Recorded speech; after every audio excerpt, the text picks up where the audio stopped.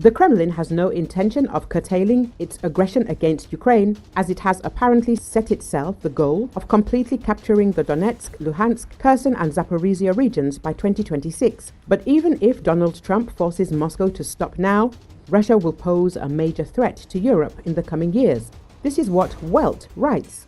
The head of the Ukrainian Situation Center at the German Ministry of Defense, Major General Christian Freuding, noted that Russia is arming itself beyond the needs of its troops in Ukraine. In particular, he claims that the Russian army is getting more tanks, more ammunition, more missiles, more drones. In his opinion, this indicates the Kremlin's intention to prepare for war with NATO, even if the Russian Federation is not currently planning to enter into a direct conflict with the West.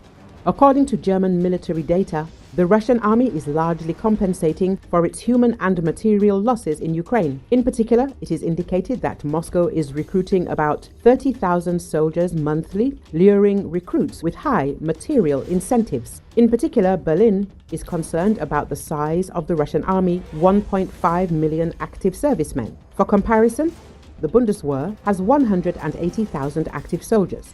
In addition, Russia has established large-scale production of aerial bombs, including guided ones, missiles, artillery shells, as well as kamikaze drones of various types, including the production of thousands of Shaheds annually. Russia has an impressive number of troops and a wide range of powerful equipment, says Marie-Agnes Strack-Zimmermann, chair of the European Parliament's Security and Defense Committee. However, she said the war in Ukraine had also exposed Russia's weaknesses, particularly in terms of logistics, outdated equipment and low morale among soldiers. Military analyst Nico Lang warns against looking only at the number of soldiers or tanks when assessing a potential threat. Russia has the will to use brute military force and the willingness to suffer heavy losses. This makes Russia extremely dangerous, Lang says. He also warns of the possibility of both direct and hybrid attacks by Russia against Poland and the Baltic states, drone and missile strikes, attacks by troops without national insignia, and the like. Strack-Zimmermann adds that the likelihood of such scenarios depends largely on the outcome of the war in Ukraine.